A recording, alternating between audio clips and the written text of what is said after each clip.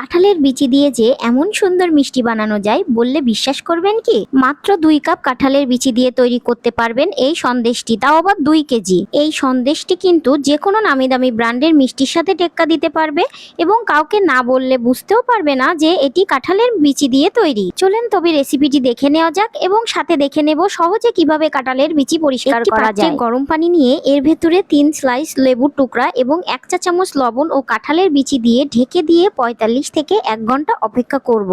45 বা 1 ঘন্টা পরে এসে দেখব যে পানিটা ঠান্ডা হয়ে গিয়েছে। এই সময় একটা ধারালো কিছু দিয়ে কাঁঠালের বিচির উপরে ঘষলেই কিন্তু দেখব যে খোলাগুলো উঠে গিয়েছে। নখ দিয়ে টানলেও দেখেন খোসাগুলো কি সুন্দর উঠে যাচ্ছে। বুঝতেই পাচ্ছেন ট্রিক্সটা কতটা কার্যকরী। এভাবে কিন্তু খুব অল্প সময়ে আপনি অনেকগুলো কাঁঠালের বিচি থেকে খোসা আলাদা করতে পারবেন। এবার বিচিগুলো একটি ব্লেন্ডারের মধ্যে নিয়ে অল্প তরল দুধ যোগ করে একটা মিহি পেস্ট তৈরি করে নিব। আর একটি বাটিতে হাফ কাপ সুজি নিয়ে অল্প পানি দিয়ে এটিকে এক সাইডে ভিজিয়ে রেখে দেব।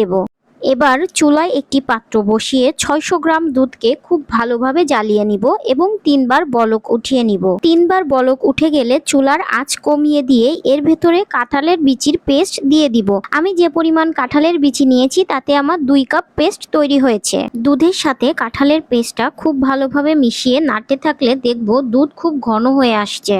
এই সন্দেশটি বানানোর সময় কিন্তু অনবরত নাড়তে থাকতে হবে, নইলে কিন্তু নিচে লেগে যেতে পারে। এ পর্যায়ে যোগ করে দেব হাফ কাপ চিনি। চিনিটা একবারে না মিশিয়ে 2 বারে মিশিয়ে দিব।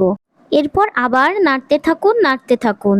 নাড়তে নাড়তে যখন আঠালো হয়ে আসবে এবং নিচে লেগে যাওয়া ভাব হবে, এ পর্যায়ে আরো 600 গ্রাম দুধ যোগ করে দেব এবং দুধটাও আমি 2 বারে যোগ করে দেব।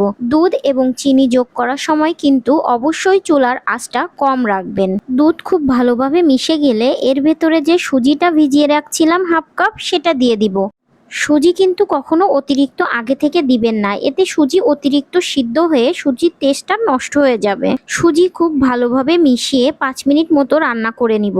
এরপরে যোগ করে দিব আরো হাফ কাপ চিনি। চিনিটাও এখানে আমি 2 বারে যোগ করে দেব।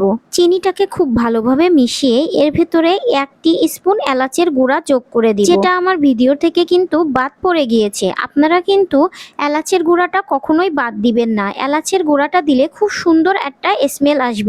আরো দিব 1 কাপ নারিকেল এবং অল্প একটু লবণ। নারিকেলটা কিন্তু এই মিষ্টিটার টেস্ট আরো দ্বিগুণ বাড়িয়ে দিবে। সবকিছু ভালোভাবে মিশিয়ে নিয়ে আরো 4-5 মিনিট রান্না করে যখন ঘন হয়ে আসবে তখন চুলা থেকে নামিয়ে নিব এবং একটি পাত্রে ঢেলে ঠান্ডা হওয়া পর্যন্ত অপেক্ষা করব। গরম অবস্থাতে কিন্তু এর উপরে মাওয়া দেওয়া যাবে না, এজন্য অবশ্যই ঠান্ডা করে নিতে হবে। আমার কিন্তু 2 কেজি কাঁঠালের বিচিতে 2 কেজি সন্দেশ তৈরি হয়েছে। এই পাত্রে ধরেছে 1.5 কেজি, আর একটা ছোট বাটিতে আমি আর হাফ কেজি সন্দেশকে সেট হতে দিয়েছি। এটিকে সেট হতে দিয়ে চুলায় আরো একটি পাত্র বসিয়ে এর ভেতরে নিয়ে নিব 1/4 কাপ চিনি। খুব সুন্দর একটা ক্যারামেল তৈরি করে নিব। ক্যারামেল কিন্তু খুব বেশি ডিপ কালার করবেন না, এতে কিন্তু একটা তেতো ভাব চলে আসবে। এরপর এর ভেতরে দিয়ে দিব হাফ কেজি দুধ। দুধ নাড়তে নাড়তে যখন একটু ঘন হয়ে আসবে তখন দ্রুত ঘন হওয়ার জন্য আরো হাফ কাপ গুঁড়া দুধ অ্যাড করে দেব। তাহলে খুব দ্রুত মাওয়া তৈরি হয়ে যাবে। যখন ভিডিওর মতো এমন ঘন হয়ে আসবে তখন কিন্তু চুলাটা বন্ধ করে দেব, কারণ ঠান্ডা হয়ে গেলে আরো ঘন হয়ে আসবে। এরপর এই মাওয়া সেট হতে দেওয়া সন্দেশের উপর দিয়ে ঢেকে ফ্রিজে রেখে 5 থেকে 6 ঘন্টা অপেক্ষা করব। আমি এই সন্দেশটিকে সারা রাত ফ্রিজের ভেতরে রেখে দিয়েছি এবং পরের দিন সকালে বের করে নিয়ে আমার শেফ অনুযায়ী কেটে নিয়েছি এবং সার্ভ করার আগে এর উপরে একটু কাঠবাদাম ছিটিয়ে দিয়েছি। ব্যাস তৈরি হয়ে গেল মজাদার এই সন্দেশটি। কাঁঠালের বিচি দিয়ে তৈরি অসাধারণ টেস্টের এই সন্দেশটি আমি যাকেই খাইয়েছি না কেন কেউ কিন্তু বুঝতে পারেনি এবং পরে যখন তাদেরকে বলেছি তারা কিন্তু অবাকই হয়েছে এবং আমাকে প্রশংসা করেছে এবং আমার কাছ থেকে রেসিপিটি চেয়েছে। তাই আমিও দেরি না করে আপনাদের সাথে এই রেসিপিটি শেয়ার করে দিলাম। আশা করি আপনাদের ভালো লাগবে। একবার হলেও কিন্তু বাসায় এই সন্দেশটি বানিয়ে খাবেন। আশা করি খুব খুব খুব ভালো লাগবে এবং সবাই আপনাদেরকে খুব প্রশংসা করবে। ভিডিওটি দেখার জন্য ধন্যবাদ। এমন ইউনিক রেসিপি পেতে আমার পেজটিকে ফলো করে পাশে থাকবেন।